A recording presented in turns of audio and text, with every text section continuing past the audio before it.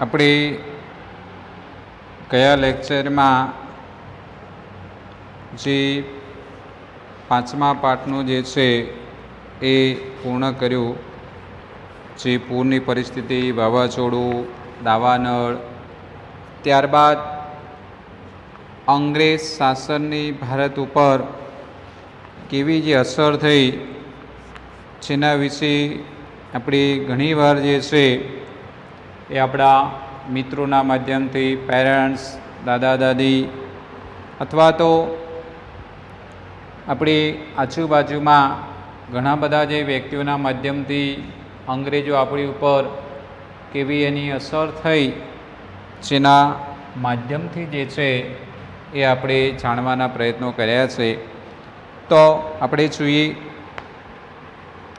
ભારતની આર્થિક સમૃદ્ધિ છેક 18મી સદી સુધી યથાવત રહી છે. અહીં કે છે 18મી સદી. મિત્રો ખાસ ધ્યાન રાખજો કે અહીંયા આપણી જે સંપત્તિની વાત કરે છે, કુદરતી સંસાધનો, તમામ દેશની વાત કરે છે. 18મી સદી આપણી સંપત્તિ ખૂબ એવી આપણી જોડે રહી છે. 18મી સદી એટલે ઈસવીસન 1701થી 1800, એટલે કે બંને વચ્ચે 100 વર્ષનો સમયગાળો છે.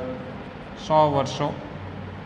તો આ જે સમયગાળો જે છે એ સમય દરમિયાન 100 વર્ષના સમયગાળા દરમિયાન આપણી જોડે સંપત્તિ અઢળક હતી, પણ અંગ્રેજોના શાસનની નીતિ આવી હોવાના કારણે જે આપણને ક્યાંક ને ક્યાંક મુશ્કેલીનો જે છે એ સામનો કરવો પડ્યો છે.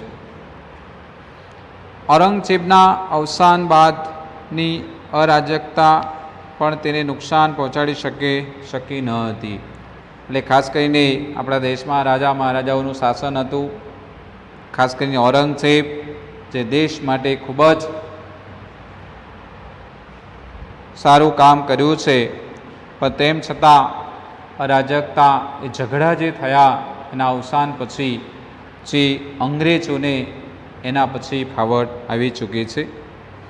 વિશ્વના ઇતિહાસકારોએ પણ કબૂલ્યું છે કે 18મી સદી સુધી ભારતની ઉત્પાદન પદ્ધતિ, ઉદ્યોગો, વેપાર વાણિજ્યનું સંગઠન અજોડ હતા. એટલે કે બીજાની સાથે જોડી ન શકાય તેવું ખૂબ સારા પ્રમાણમાં ઉત્પાદન પદ્ધતિ, નાના નાના ઉદ્યોગો અને વેપાર વાણિજ્ય અજોડ, એટલે ખૂબ બીજાની સાથે ન સરખાવી શકાય તેટલું જે છે એ આપણે ત્યાં ઉત્પાદન હતું. એ જ ભારત દેશ 100 વર્ષના અંગ્રેજ કંપનીના શાસનના તદ્દન કંગાળ અને પાયમાલ દેશ બની ગયો છે. કંગાળ એટલે ખૂબ જ અંગ્રેજોએ આપણને એ ઉદ્યોગ વિનાના, રોજગારી વિનાના, ગરીબ અને બેકાર જે છે એ અંગ્રેજોએ આપણને, ટૂંકમાં કહીએ તો કૂટનીતિના માધ્યમથી બધું પોતાની કમાણી કરી અને પોતાના દેશમાં તેઓએ ઠાલવી લીધું છે. જે ઇંગ્લેન્ડ માટે કાચો માલ પેદા કરનાર અને તેના કારખાનામાં તૈયાર થયેલા માલને વિશાળ બજારો બનાવ્યો હતો. એટલે કે આપણા દેશમાં કાચું રો મટીરિયલ બનાવી પોતાના દેશમાં લઈ જઈ અને એ જ જે વસ્તુ ત્યાં પાક્કું, એટલે કે વ્યવસ્થિત બનાવી અને ફરી પાછું જે છે એ આપણા જ માર્કેટમાં ઊંચા ભાવે વેચતા હતા. એક એક્ઝામ્પલ આપું તો એમાં કાપડ બનાવવા માટે ઇન્ડિયાની અંદર કપાસનું ઉત્પાદન, જ્યાં કપાસને અનુકૂળ જે જમીન છે, જે મહારાષ્ટ્ર છે, પછી બંગાળ જે છે, જે સ્ટેટની અંદર વધારે ઉત્પાદન થાય કપાસનું, એવા સ્ટેટને પોતાની પાસે ધ્યાન રાખીને કપાસનું ઉત્પાદન કરાવે. એટલે કે એના કાલા કપાસ જે કહે છે તે એ ઉત્પાદન કરી કાચો માલ એ પોતાના દેશમાં લઈ જઈ અને પરફેક્ટ જે છે એ કાચો માલ લઈ જઈ અને ત્યાં પાછો પાકો બનાવી ફરી પાછો આપણા દેશમાં એ કાપડ ઊંચા ભાવે વેચે છે, કે જેના કારણે આપણને ઘણું બધું નુકસાન વેઠવું પડ્યું છે. અંગ્રેજ શાસન સમયે ખેડૂતો અને તેની ખેતી શું છે જેના વિશે આપણે જોઈએ. બંગાળ, બિહાર, ઓરિસ્સાની દીવાની સત્તા મેળવ્યા પછી અંગ્રેજોને પોતાની આવક વધારવાનું એક વિશાળ ક્ષેત્ર મળી ગયું છે. બંગાળ, જેને વર્તમાનમાં આપણે પશ્ચિમ બંગાળ કહીએ, પૂર્વ બાંગ્લાદેશ કહીએ, તેમાં વિશેષ કરીને બે જે જરૂરિયાતો જે છે, જેમાં આપણે આજે બે અલગ અલગ થઈ ગયા, ઇન્ડિયા અને બાંગ્લાદેશ. પશ્ચિમ બંગાળ જેને કહીશું તે. તો અહીંયા બંગાળ, બિહાર અને ઓરિસ્સાની દીવાની સત્તા જે છે એ જે થતું નથી. ખાસ કરીને અંગ્રેજોની આવક જે વધારવા માટે એક વિશાળ ક્ષેત્ર મળી ગયો છે. ખાસ એ લખ્યું છે એ પ્રમાણે બંગાળ, બિહાર, ઓરિસ્સાની દીવાની સત્તા પોતાની પાસે આવી ગઈ છે. આવકનું એક સાધન મળનારા સ્ટેટો મળી ગયા છે, જેના કારણે ત્યાં પોતે જમાવટ કરે છે. ખેડૂત વર્ગ અને ખેતીવાડીને ભોગે તેઓ વધારેમાં વધારે મહેસૂલ ઉઘરાવવા લાગ્યા છે. મહેસૂલ એટલે ટેક્સ, એટલે કે વધુમાં વધુ જે છે આપણી ઉપર પ્રેશર કરી એક એ જ પાકનું ઉત્પાદન કરવાનું અને આપણે ખપૂરતું રાખી અને બધું જ તેઓ પાછા લઈ જતા હતા. પરિણામે ખેડૂત વર્ગ પાયમાલ બન્યો છે, એટલે કે ગરીબ બન્યો. ઘણી વખત ઘરના દાગીના વેચીને પણ ખેડૂતો મહેસૂલ ભરી શકતા નહીં. પોતાના દાગીના એટલે સોના, ચાંદી, રૂપું અથવા જેને આપણે ગુજરાતીમાં કહીશું ઘરેણાં પણ વેચી અને આપણા જે ખેડૂતો જે છે, કિસાનો જે છે ભારત દેશના, એ એટલો મોટો ઊંચો ટેક્સ હતો કે આપણા દાગીના વેચી નાખીએ છીએ, સોનું, ચાંદી, રૂપું એ વેચી નાખીએ છીએ તો એ આપણું જે છે ટેક્સ પૂર્ણ થઈ શકતો નહોતો. એવી આપણી મજબૂરી જે છે અંગ્રેજોની હતી. પરિણામે તેમની જમીન વેચી નાખવામાં આવતી, એટલે કે જે છે ખેડૂતોની જે પણ જમીન હોય એ વેચી દઈ અને પાછા ટેક્સ ભરતા. ખેડૂતોની ઘણી ખરી જમીન દેવામાં ડૂબી જતી, કારણ કે ટેક્સ ભરે નહીં. એટલે અંગ્રેજો જે છે એ જમીન પચાવી મળે, સસ્તા ભાવે જમીન લઈ લે અને જેના કારણે આપણો ખેડૂત જે છે એ પોતાના ભરણ પોષણ માટે, એટલે કે પોતાના ખોરાક માટે, ફેમિલીને જીવડાવવા માટે, જે વર્તમાન આપણી કોરોનાની પરિસ્થિતિ પણ એવી જ છે કે ભારતનું આર્થિક જે પરિબળ જે છે એ પડી ભાગ્યો છે, જેને આપણે ટૂંકમાં કહેવું હોય તો જીડીપી કહેવામાં આવે છે, ગ્રોસ ડોમેસ્ટિક પ્રોડક્ટ. જે વિશેષ કરીને જે આર્થિક સદ્ધરતા મળે એવા પ્રયત્નો કરવામાં આવે છે. તો એ જમાનામાં ઘણા વર્ષો પહેલાં અંગ્રેજોએ આપણી ગુલામી જે છે આપણા કિસાનોએ, નાગરિકોએ જે વેઠી છે, જે આપણે એમાં એક પણ આજે વર્તમાન પરિસ્થિતિમાં વેઠવા માટે તૈયાર નથી.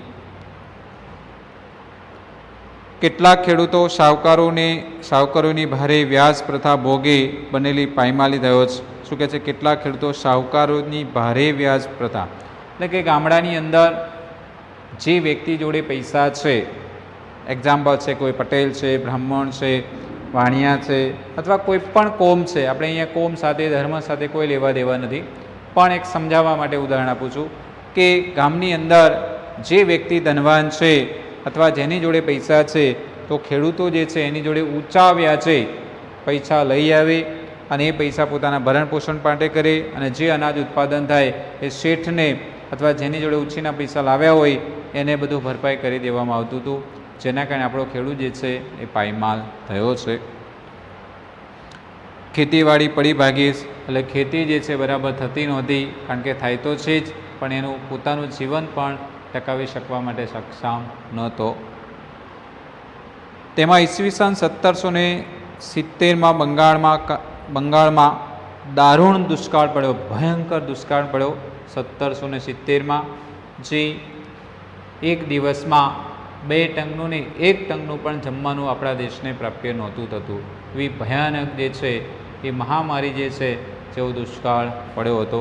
આજે તો આપણે વર્તમાન સરકાર જે સારી છે કે જ્યાં લીલો દુષ્કાળ પડે, સૂકો દુષ્કાળ પડે અથવા કોઈપણ પરિસ્થિતિને પહોંચી વળવા માટે આર્થિક સહયોગ કરે, અનાજ આપે, ઘણી બધી જે છે યોજનાઓ જે છે વર્તમાન કે દેશની વર્તમાન 194 યોજનાઓ છે. આપણે ખાલી એક ઝલક આપી દઈએ તો કોરોનાના લીધે ઘણા બધા સ્ટેટમાં, ઘણા બધા વિસ્તારમાં જે છે જ્યાં રેશનિંગ કાર્ડની દુકાનમાં આપણને ઘઉં, ચોખા, તેલ, ખાંડ પરિસ્થિતિ પ્રમાણે દરેકને આપવા માટેના પ્રયત્નો કર્યા છે. એટલે આપણે કહેવાનો ઉદ્દેશ છે લોકોને ચીવડાવવા માટે, પબ્લિકને ચીવડાવવા માટે એ જમાનામાં પણ 1770માં અંગ્રેજી શાસન હોવાના કારણે આપણને ભયંકર દુષ્કાળ પડ્યો છે. એ દુષ્કાળના લીધે આપણને ઘણી બધી જે છે અંગ્રેજોના માધ્યમથી નુકસાની વેઠવી પડી. ભૂખમરાના કારણે લાખો લોકો મરી ગયા છે. એટલે કે મેં તમને કહ્યું તેમ એક દિવસમાં 2 ટંકનું ને 1 ટંકનું પણ ભોજન પ્રાપ્ય નહોતું, જેના કારણે પણ ઘણા બધા લોકો મૃત્યુ પામ્યા. કોર્નવાલિસ નામના ગવર્નર જનરલે કાયમી જમાબંધી નામની મહેસૂલ પદ્ધતિ અમલ કરે છે. અંડરલાઈન કરજો અહીંયા ખાસ. કોર્નવાલિસ નામના અંગ્રેજ છે. કાયમી જમાબંધી નામની મહેસૂલ પદ્ધતિ એટલે કે કાયમી જે છે જમીન આધારિત તમારે ટેક્સ ભરવાનો રહેશે. આ પદ્ધતિ અનુસાર કંપનીએ દર વર્ષ માટે જમીનની મહેસૂલ નક્કી કરી છે. એટલે કે દર વર્ષે તમારે જમીનમાં એ ટેક્સ ભરવો પડશે. જે વર્તમાનમાં આપણે ગ્રામ પંચાયતના માધ્યમથી જે છે જે વ્યક્તિ ગામડાના જે કિસાનો છે, ખેડૂતો જે છે વર્ષમાં એકવાર જે છે એ આપણે જમીન મહેસૂલીનો ટેક્સ આવે છે, જે ભારત સરકાર પાસે વર્તમાનમાં રહે છે. જે કોર્નવાલિસ નામના અંગ્રેજ વ્યક્તિએ આ પ્રથા પાડી, જે આજ દિન સુધી ચાલુ છે. પણ આપણે વર્તમાન નોર્મલ ટેક્સ છે, જે સરકારને એક આવકનું માધ્યમ બને, જેમાંથી આપણને ઘણી બધી સેવાઓ મળે છે. આરોગ્ય, પરિવહન, સંદેશાવ્યવહાર, શિક્ષણ, પર્યાવરણ, પાણી, ગટર, આવી અનેક જે સુવિધાઓ જે છે એ વર્તમાનમાં આપણને પ્રાપ્ય થઈ છે. આ પદ્ધતિ અનુસાર કંપનીએ દર વર્ષ માટે શું કહે છે, આ પદ્ધતિ અનુસાર કંપનીએ દર વર્ષ માટે જમીનની મહેસૂલ નક્કી કરી. જમીનના કાયમી હક જમીનદારોને આપવામાં આવતા, એટલે કે કંપનીએ પોતાની આવક નિશ્ચિત બનાવીને પોતાના પડખે ઊભા રહે એવો જમીનદારી વર્ગ ઊભો કર્યો છે. એટલે કે જે વ્યક્તિ ટેક્સ ભરે અથવા જે મહેસૂલ ભરે, ટેક્સ ભરે, એ જ વ્યક્તિ જે છે એ જમીનનો દાવેદાર બની શકે છે. એવા અસંખ્ય ઇન્ડિયાના જ ખેડૂતો જે છે એ અંગ્રેજોને પડખે રહ્યા છે.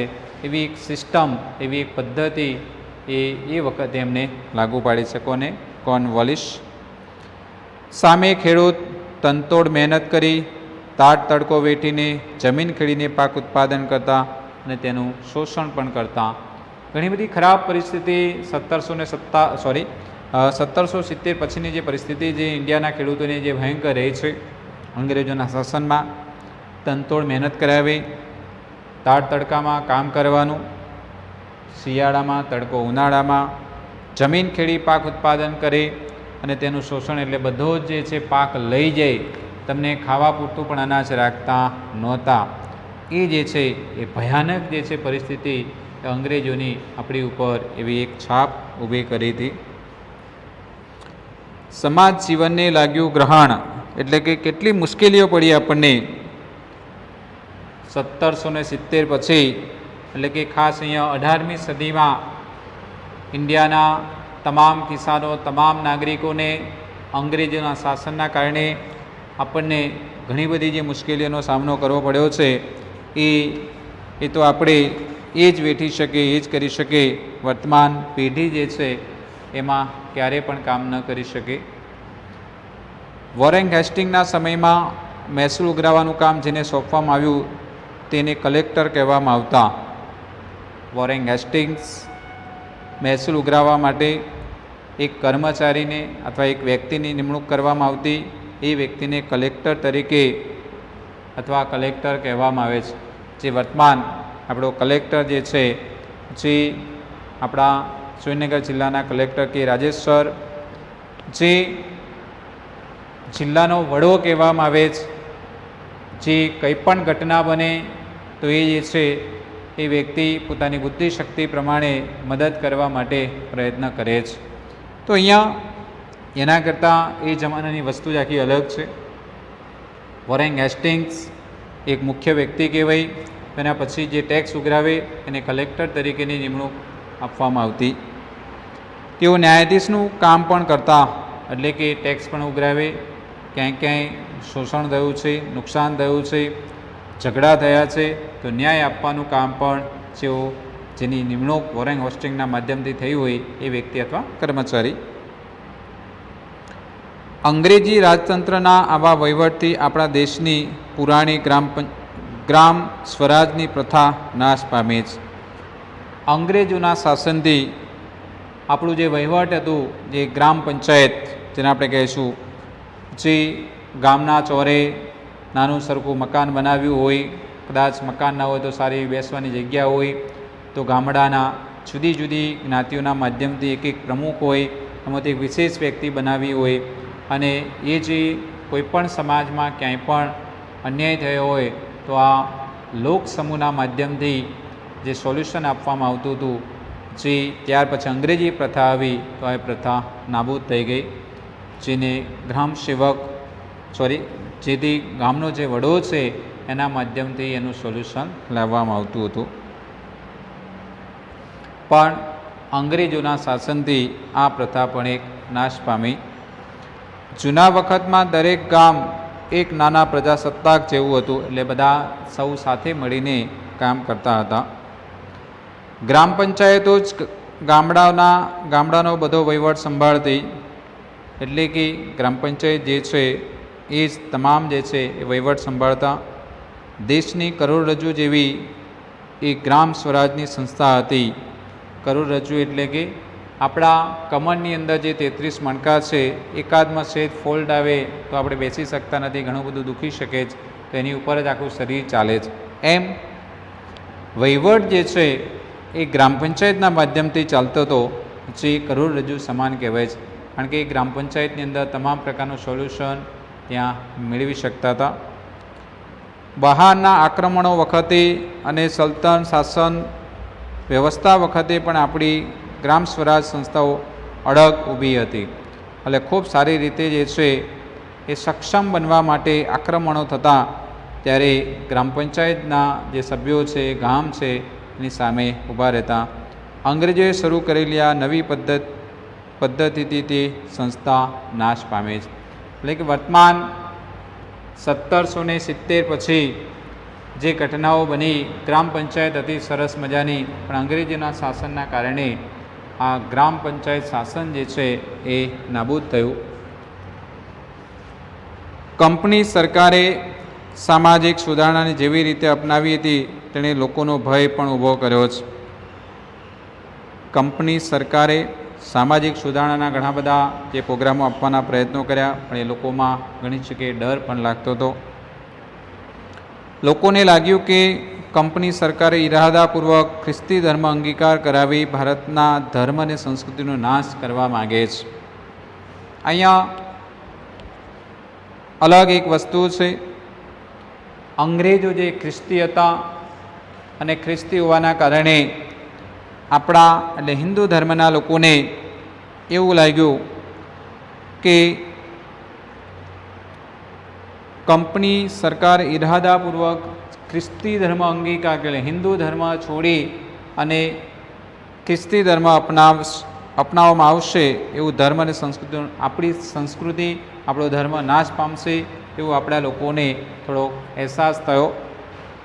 રેલવે અને લશ્કરમાં ભારતની સામાજિક વ્યવસ્થાની વારંવાર અવગણના કરવામાં આવે છે.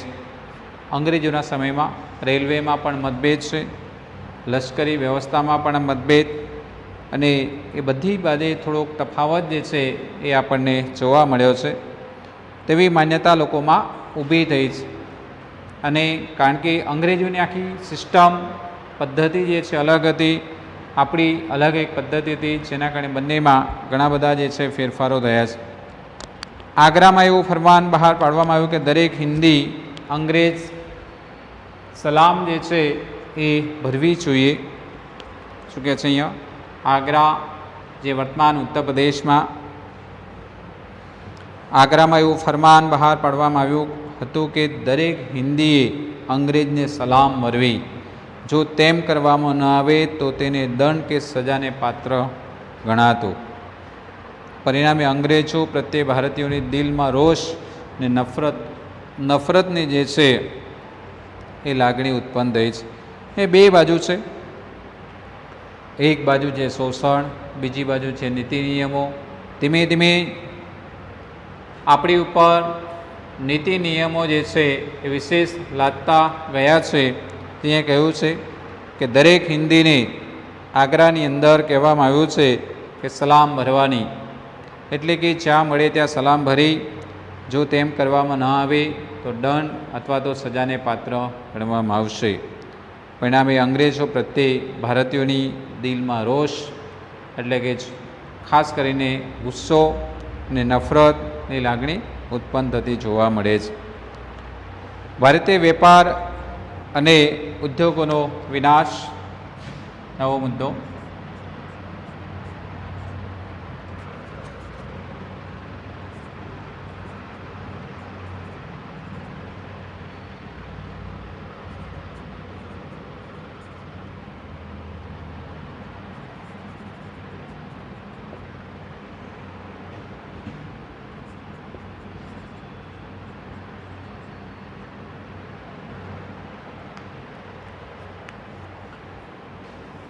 હિન્દની હાથશાળો યુરોપને તેમજ એશિયાની જોઈતા કાપડનો બધો જ માલ પૂરો પાડતી હિન્દની હાથશાળો એટલે કે હાથના માધ્યમથી કાપડ બનાવવાની એક એક્ટિવિટી છે, જે વર્તમાનમાં જ્યાં ફેક્ટરી હોય કાપડની, જીન હોય, જ્યાં મોટું કાપડની મશીનરી હોય ત્યાં તમને લાકડાને જે છે એ હાથશાળ જોવા મળે છે.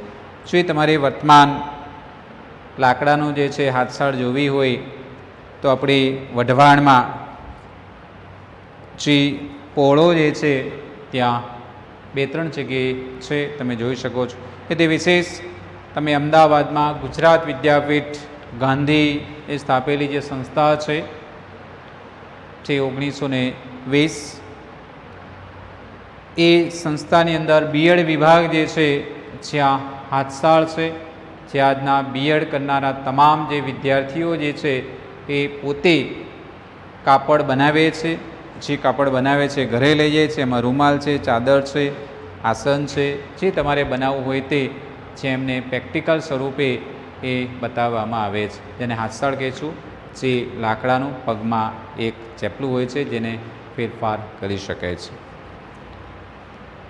પણ કહેવાનો ઉદ્દેશ છે હિન્દની હાથશાળો યુરોપને તેમજ એશિયાને જોઈતા કાપડનો બધો માલ જે છે પૂરો પાડતી. પશ્ચિમના વેપારીઓ અહીં માલ ખરીદવા આવતા, એટલે કે પશ્ચિમના જે વેપારીઓ છે માલસામાન જે તૈયાર થઈ જાય એ ખરીદવા માટે પણ આવતા. હિન્દમાં બનતું શણ, ઊન, રેશમ અને સૂતરના કાપડની વિદેશમાં વિશેષ ડિમાન્ડ હતી. શું કહે છે અહીંયા? હિન્દમાં બનતું શણ પશ્ચિમ બંગાળમાં સૌથી વધારે ઉત્પાદન થાય છે. ઊન કાશ્મીરમાં વધારે ઉત્પાદન થાય છે. રેશમ કર્ણાટકમાં ઉત્પાદન થાય છે.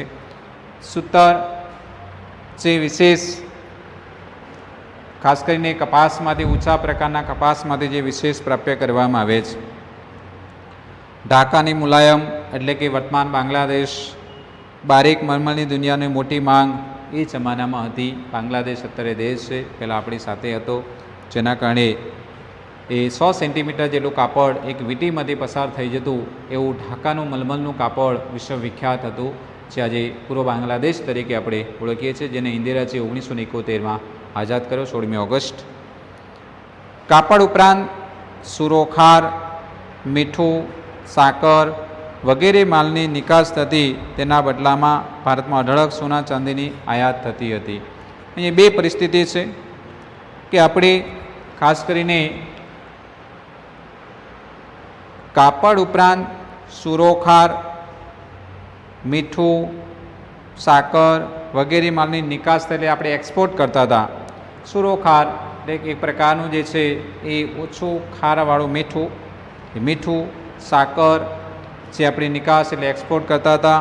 એના બદલામાં ભારતને અઢળક જે છે સોના ચાંદીની આયાત થતી, એટલે આપણને ખૂબ સારા પ્રમાણમાં સોનું મળતું હતું, જેનો વિશેષ જે છે એ આપણે ઉપયોગ કરતા હતા. તો મિત્રો આપણે આટલા સુધી જે છે એ રાખીએ છીએ.